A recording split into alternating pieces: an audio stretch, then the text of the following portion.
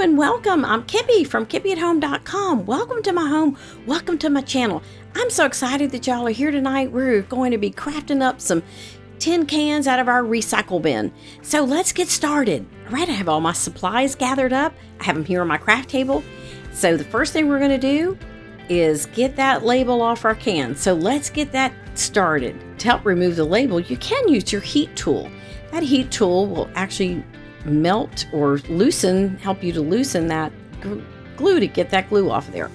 But that glue can kind of be just, picked off as well, or you can use maybe a putty knife or something to help you remove it. But I find the heat tool is the easiest way to remove it. After that glue is heated up, you can use a paper towel or maybe a baby wipe or something like that, and you can just kind of peel that glue right off of there. So I do want to recommend that you're very careful once you heat that can up. You can actually, burn yourself. So be careful with that hot metal. Our next step is to remove that bottom of the cans, and we're just using an old-fashioned can opener. And it's one that makes a nice edge so it's not harmful. You wouldn't cut yourself on it. So this sort of can opener is what you're looking for. So you have a safe can to work with. Before I smash my can, I want to decide what's my front side and what is going to be those sides, so to speak. My husband had mentioned, and then we saw how we've done them in the past, is I've used that side seam as my side center for both sides, and it actually smashes better if you don't actually smash right on that side seam, but go a little bit above it, and make sure that side seam is towards the back and your glue is towards the back, and just start smashing it gently with your hands. Start out that way. You do not want to make creases at the top of your can along the sides. Once you get the can pretty close to closed up at the bottom, you can move on to either use a hammer with a piece of wood or to kind of work, but make sure you're going back and forth, and you don't make the top of it. You don't squish the sides flat, just at the bottom, not at the top. So it's a little bit, it takes a couple tries back and forth to get it. And if you have like a vise, you could use that as well. All right, we've got our can now, and it's smashed just exactly how I want it. And now I'm going to make the holes in it. I'm going to use this metal hole punch. This is one of the coolest tools I've ever used. And I'm starting it out, and when I first started, I had to turn it over.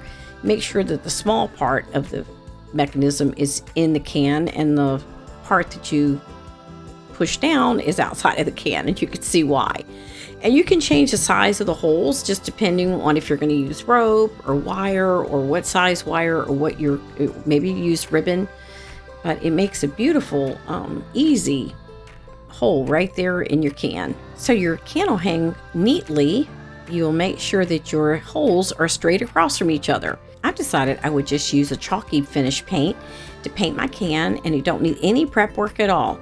I'm going to use this transfer over it. However, I've also decoupaged them, and they turned out just as gorgeous.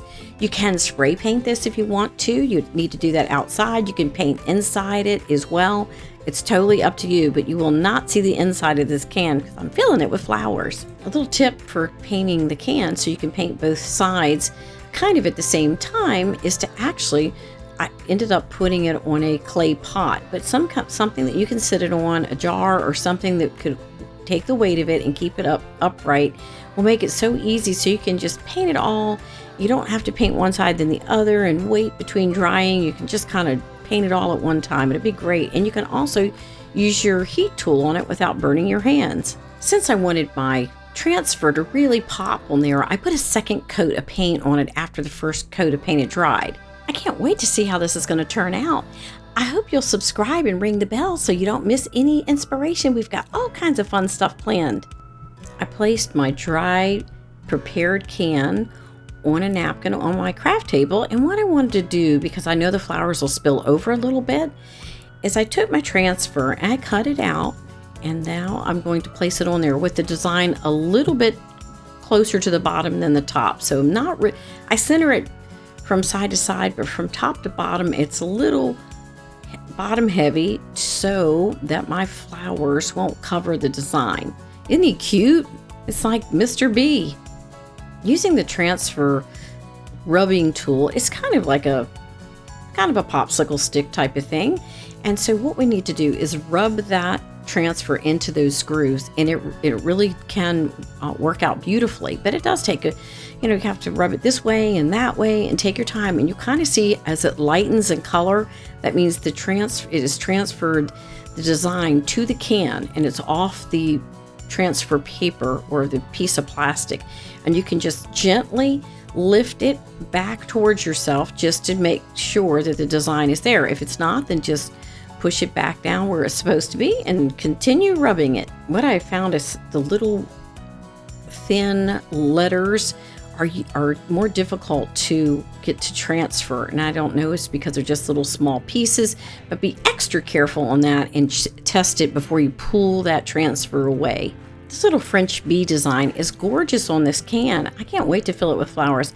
I'm going to use some craft foam that I have left over from another project, and I'm just going to fill it up, and then we'll get to the next step.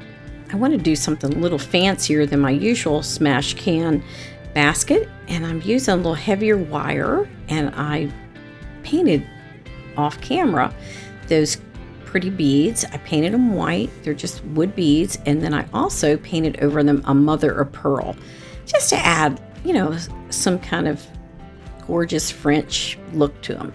So I'm going to use this heavier wire because the regular floral wire isn't heavy enough to hold this can. I found it easier to actually load all the beads on first and then attach the wire to the can.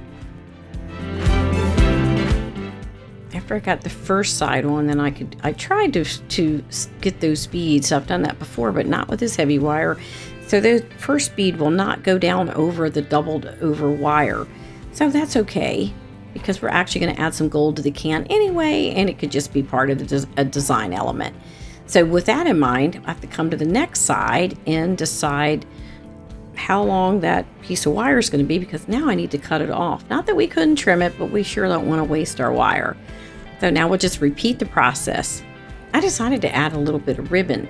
I didn't want this to be the feature of the can, of course. I want the flowers and the design on the front to be the feature. So I'm just adding a little bit of checked ribbon, and it has like a really cute little edging. So I'm going to put this on there. It's a little bit, a little extra fancy. Since my can kind of had a spot in there where there wasn't any foam, I just glued my little pieces together, so I wasn't wasting a bit of this craft foam. So I put it in the can, and I used hot glue to hold it all together. Worked out perfect. I selected sunflowers and these white flowers as my flowers, and I decided to start out with one, and there's this kind of a small sunflower because it is kind of a small can, it's not a big arrangement. So I really wanted it to pop, so I thought I'd put white flowers around it, and then I tried to see if I could add another, but it just was too much, and I just really liked it with the one sunflower. So it really stands out because the can is white and the other flowers are white. It was a perfect combination. I rubbed on some gold finish along the edges of the can, and I did it at the top as well as the bottom, and that adds that little bit of like the yellow from the flower, the golden part of the flower, and it just adds it back to that can. So then we're kind of black, white, and yellow the entire thing. Turned out really, really gorgeous, and I think this is going to be perfect for a May basket, as well as a gift or Mother's Day or anything at all. Oh, my little can turned out so cute. I'm so happy about it, and it cost me virtually nothing to make. So cannot wait to leave these on my neighbors' doors. They're going to be so cute. They're going to make pretty little gifts and very easy to decorate all around your home and your garden, your porch, everything. I hope y'all will join me again. You'll subscribe to the channel, ring the bell, and have a wonderful day. See you soon.